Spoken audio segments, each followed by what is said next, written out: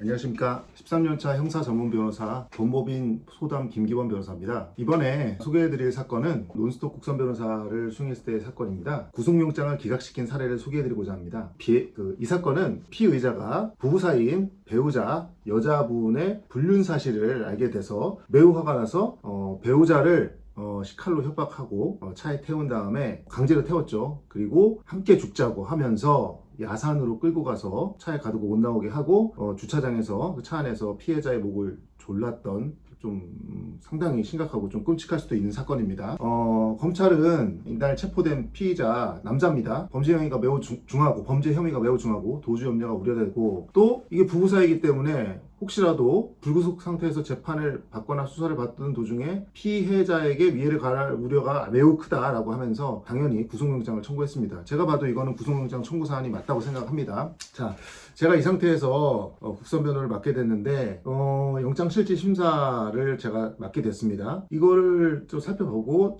피해자를 접견했습니다. 접견해봤더니 생각보다 피의자가 인상이 일반적인 범죄를 저지를 수 있는 그런 느낌이 아니었습니다. 제가 이제 경력이 좀 되다 보니까 좀 보다 보면은 이거는 뭐 과학적인 데이터는 아니지만 범죄를 좀 많이 저지르신 분이나 아니면 영장 청구가 돼서 구속될 만한 분들은 어느 정도의 그 느낌이나 외형적인 면에서 풍기는 게 있습니다. 뭐 이건 과학적인 건 아닙니다. 제 느낌입니다. 그렇지만 어느 정도는 정확하다고 저는 생각합니다.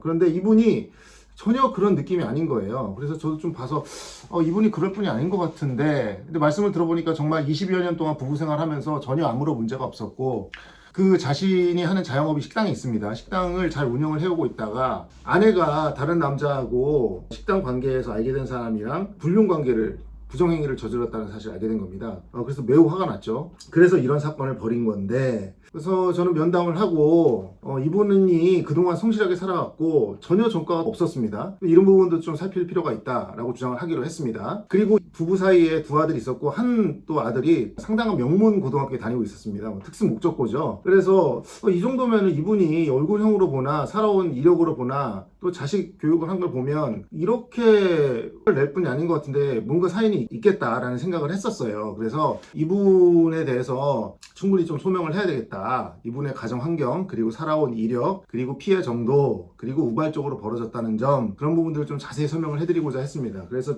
영장실질심사에서 이런 부분들을 나름대로 진심으로 제가 설명을 드리고, 이분의 평소 품행이나 성정으로 미뤄봤을 때 피해자, 아내이긴 하지만 보복 협박이라든지 보복 범죄를 저질 우려가 없다. 그리고 도주 우려도 없다라는 점을 제가 강조를 했습니다. 그리고 또 하나는 이분이 구속되면 배우자는 실질적으로 식당 운영에 종사하는 사람이 아니었습니다. 그러면 자식들 둘 미성년자인데 어떻게 할 거냐, 현실적인 문제도 있거든요. 그래서 미성년자의 양육이라든지 또 생업 운영 막대한 지장이 초래될 수 있다는 점, 이런 부분들을 강조를 했습니다. 그리고 이 불륜 상태에서 이 배우자가 집을 나간 상황이었습니다. 그리고 상간남과 함께 있는 거를 이 피의자가 알게 되면서 폭발을 하게 된 거거든요. 그러니까 사실 피의자가 이런 범죄를 저지르게 된 것에는 어느 정도 피해자가 유발한 측면도 없지 않아 있습니다. 물론 범죄 자체는 매우 잘못된 거는 맞습니다만 피해자가 피의자에게 먼저 도덕적인 의무를 저버렸기 때문에 이런 범죄가 촉발된 것이죠. 이런 부분들을 강조를 했습니다.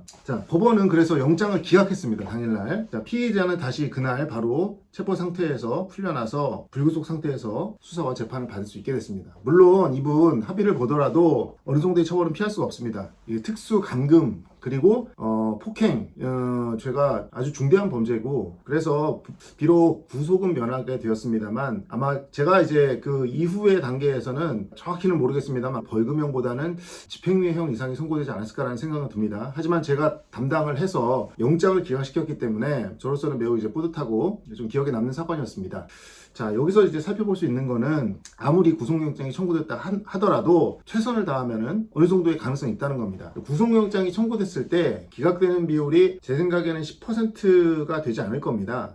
90% 이상은 구속영장 청구가 되면 구속이 됩니다. 사실 영장을 청구할 만하니까 청구하는 게 사실상 거의 대부분이거든요. 그렇지만은 이게 사람이 하는 것이다 보니까 어느 정도의 그 룸은 있습니다. 빠져나갈 수 있는 부분이 항상 있습니다. 이제 그런 부분들을 잘 생각을 해보시고, 만약에 영장이 청구되었다거나 하는 그런 어려움에 처했다면은 좀 살펴보시고 연락 주시면 살펴보고 제가 대응책을 마련해 드리겠습니다. 이상입니다. 감사합니다.